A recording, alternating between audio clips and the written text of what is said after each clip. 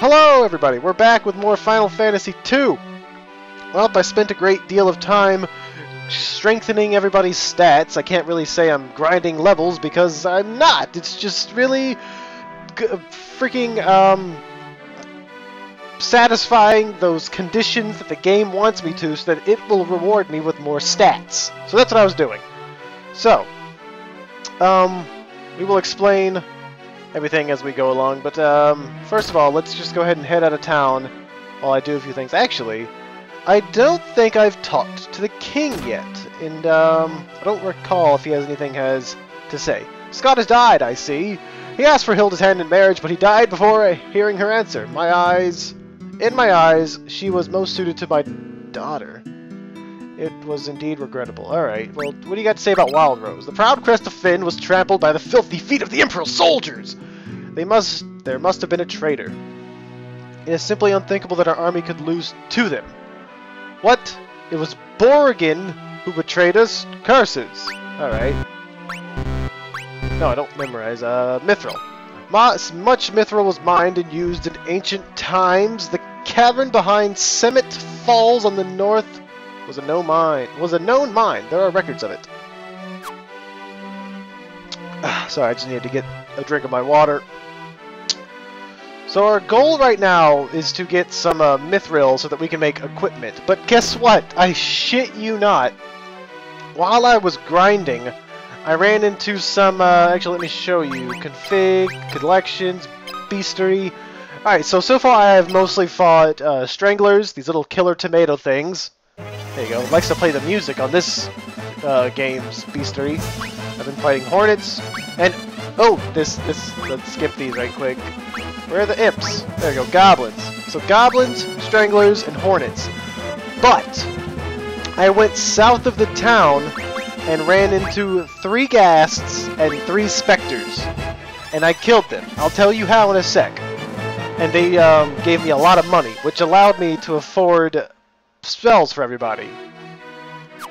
It was a very good encounter. If I had encountered anything else in that peninsula, I would have died. But I encountered those ghasts, and they were easily slain by Mindu, which we'll get into what Mindu brings to the party in a sec. And they gave us like 2,000 gil, and we bought spells for everybody. Which, everybody has spells now, so Firion has a cure spell, 3 black magic spells, all of which are either level 2 or close to level 2. Miria has, again, a cure spell and less black magic, fire and bolt. And Gus has, again, cure spell, and he has the highest amount of experience in it, with a fire spell at almost level 3. So everybody has a little bit of offensive and curative magic working for them. And let me just show you what Mindu's got working for him. As you can see, he has a very high amount of health. When I got him, he had the highest health in my party. But as we grinded, everybody kind of fell into their archetypes of Gus being really, really strong, Maria being very, very weak, and Firion being kind of balanced.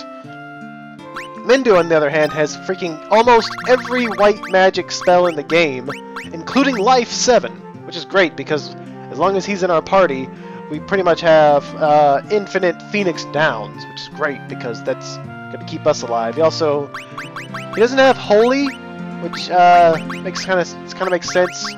They wouldn't give him an attack, but they've given him all sorts of nice shield spells and blink spells and silent spells, and he can fear and warp the enemies. He can also get us out of dungeons, which is great, and all of it's pretty damn high leveled. So he's pretty god player right now. Anyway, what I was saying was that while I was grinding, I ran into those ghasts and other goblin things.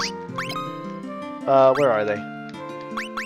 Where are they? Not the goblins. The specters and ghasts. Now the specters and the ghasts are undead creatures, so they're weak to holy magic. But in this game, it kind of works a little differently. If you cast Cure on them, it actually damages them. And if you cast Life on them, they die instantly, which is what I did. I used Mindu to cast Life on these 2 enemies, killed them instantly, got a bunch of money. Then I went north of Finn, just a little bit north. I'll explain later. And I ran into these 2 ogres. There were just 2 of them, and I was just barely strong enough to kill them with like a lot of magic and a lot of other shit. And one of them dropped a spell, and the other one dropped a weapon. Which brings me to the fact that our goal is to get mithril weapons, and one of those ogres dropped a mithril mace. So we have a mithril mace with us. No one in my party uses maces, and it's not even a classification of weapon. Like, mace isn't a weapon. It's a type of staff. So we could give it to Mindu. And they also, the ogre mage dropped a blind scroll, which answered the question that enemies do drop items in this game. So you know what? We'll teach blind to Gus, because I want him to kind of be our buffer and debuffer. And we'll, I guess we'll equip the mace to Mindu, and he can dual wield it with his staff. There you go. So now you'll get to see what dual wielding means in this game. So other than that, I spent like 5 hours doing all that grinding. It's tedious as all hell, and as you can see, Maria doesn't want to be a team player because her health and MP is the lowest of the party, which sucks. Alright? I don't know why it is that you could, like... Gus was gaining health left and right. Like, he would stub his toe and he would get more health. Maria, on the other hand, you could, like, chop her arm off. She would have 1 health point left and wouldn't gain a damn thing from it. So... that's what's been going on, really. We have new spells, new weapon from some fluke enemy, and everybody's pretty much ready to go. I would not normally grind that much if I was playing this game for not camera purposes, but because I'm playing it for, you know, my channel and everything, I want to just get a whole lot of grinding in between sessions. That way I don't have to do a lot of it on camera. On camera, we're just going to be blazing through the main storyline. You know, look at that. Mindu is pretty fast. Mindu's pretty freaking awesome, too, because of his large library of white magic spells, which are all incredibly high-leveled. So we don't need to worry about potions or any of that other crap. Also, I never did explain... oh, yeah, we got the canoe. We got the canoe. You saw that at the end of the last episode. It allows us to walk or travel on these white, light blue rivers. Cool thing is that we don't encounter monsters, unlike Final Fantasy 1. So really, we can use this to kind of travel long distances without running into monsters. So let's see what's up here. Also, I never did explain how items work in this game. You can't really use items in battle like you did in Final Fantasy 1. For instance, I'll try to use, let's see, I've got a couple potions in my inventory, but it won't even let me select items. It's really weird. So, yeah. Also, I didn't ever explain how magic can be cast on multiple targets. So, you know, you can select a single target, and that'll give it a very medium damaging attack. God damn it. Hold on, there's a freaking jet flying over my house. They like to do that from Camp Lejeune, I guess, or whatever military base is off the coast of North Carolina. They like to fly their jets over our house.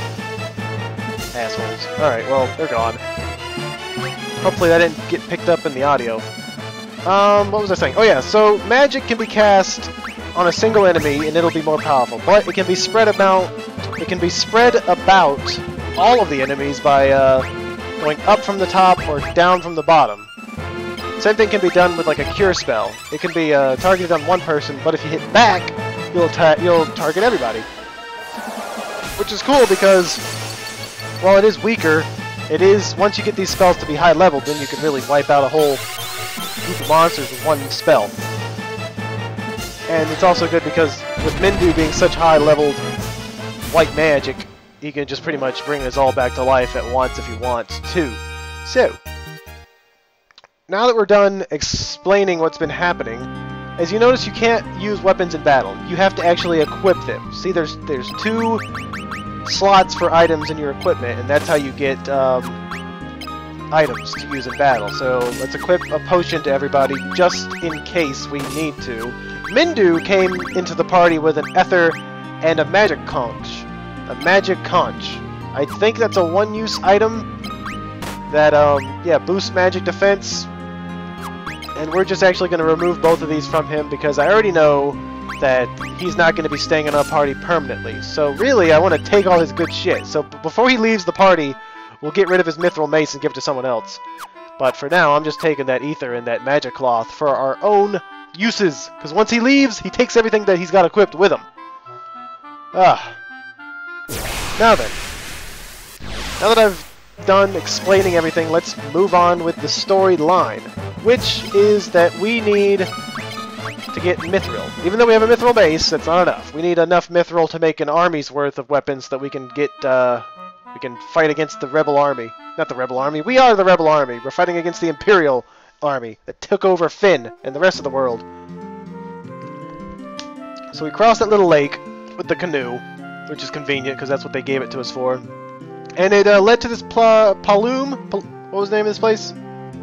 Paloom! Yeah, the port city of Paloom. This is kind of like Provoca from Final Fantasy 1. So we can talk to everybody. You know, Paloom is a town of freedom. Why don't you live with me, handsome? Go fuck yourself. I got better shit to do. We can, oh, we can actually buy some new spells. Too bad we don't have any freaking money. Unless, how much is that worth? $250? How much is that worth? $1,200? Alright, I might consider selling that. But, you know, we'll make money as we go. Can we buy any new equipment? Let's see if we can afford anything. Bronze shield. It's going to cost all the money. See, money's not easy to come by early on in the game. However, you know, I'm guessing if I went and fought more ogres, I could get more mithril maces.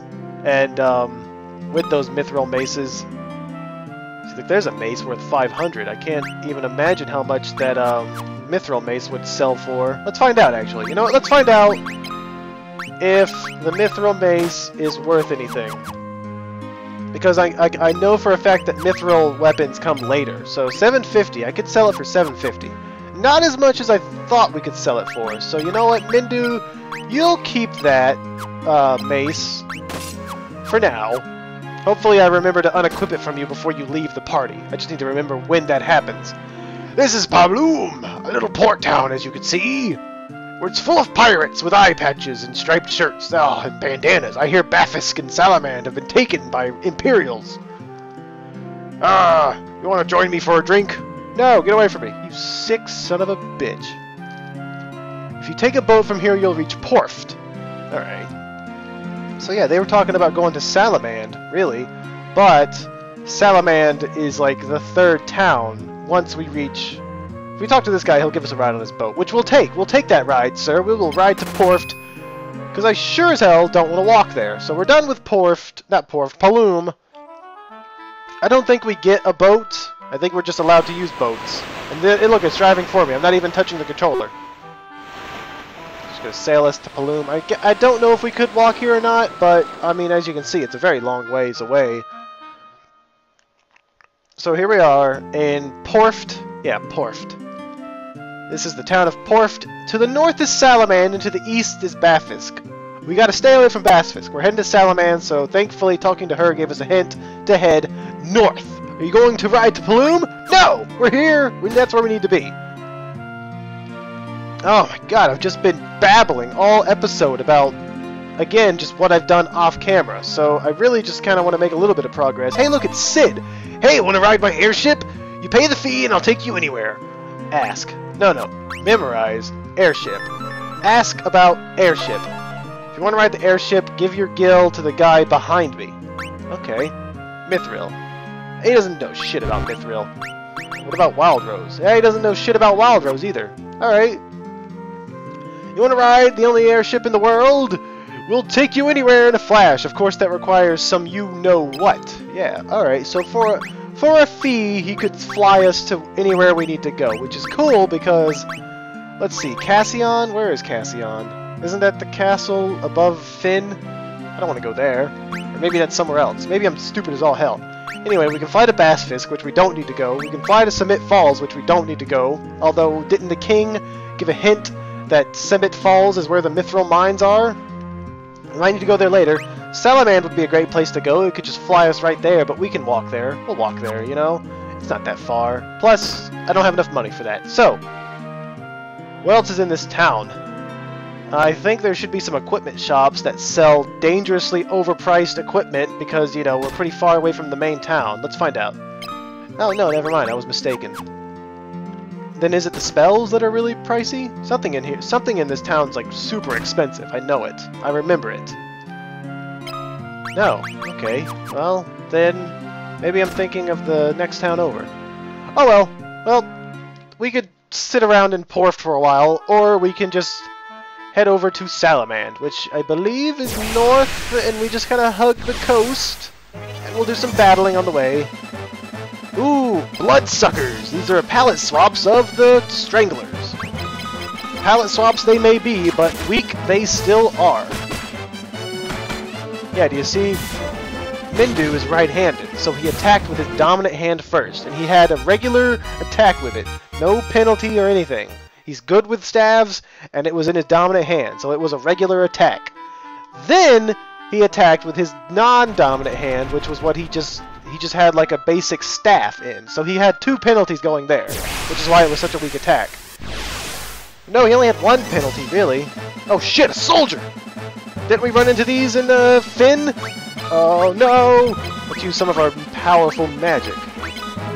Fire! And he has a mithril mace, so that should do some damage. Look at that! Mithril equipment kicks ass, and we're gonna need that to fight more of these Imperial soldiers. Now, I wasn't supposed to have that mithril mace, so that battle could have lasted a bit longer than it did. But, oh shit. It's the Dreadnought. Is this Salamand? This is either Salamand or Bafisk. Alright, well, whatever. We'll just use a whole lot of magic here, really. We'll try our blind. We need to start building up our blind anyway, so let's go ahead and cast that on everybody. I do like the magic effects on this version of Final Fantasy, because it does change depending on if it's a single target or multiple targets, and it changes as you rank it up. Now, casting Fire 2 and Fire 1 do not look different, they are just different power levels.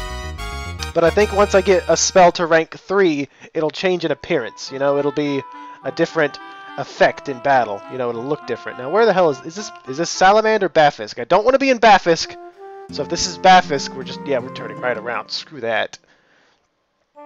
We're not supposed to be here yet. So I guess we need to continue going north. Isn't Salamand an icy area? Something up here is icy. Oh shit, goblins! Goblin guards! Alright. Cast some fire and the bolt and all that other crap. Nah, you know what? I don't need any of Mindu's magic right now. We're doing pretty damn good actually, because everybody's got a lot of strength, a lot of endurance, a lot of health and magic, so really we might be a little overpowered for this next area we're going to.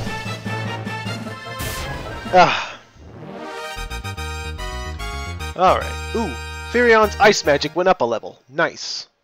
And then I can show you that even though it went up a level, it doesn't change in appearance. See, look, here's some icy mountains. I think there should be a passage through these mountains, and that should lead to Salamand. Oh, a looper! A loper! Or a lopper! Loopopopper! So anyway, ice magic went up to level 2. Now, because it went up to level 2, it's more powerful, but it doesn't change how it looks in battle. I don't want to cure. Cure us. And, let's just use Blink. See, it doesn't really change appearance. It's still just a single ice spear that jabs into the enemy, but it was more powerful. Once it reaches level 3, it'll actually change into another animation type thing. So that's how magic kind of works in this game. It's very weird. It's like you buy a spell, and then you just kind of have to like level it up until it evolves. And on that note, I think we're going to end this episode. We've been playing for a while. So I'll see you guys next time. After this battle, I'll end the episode. And then we'll just friggin' try to find Salamand some more.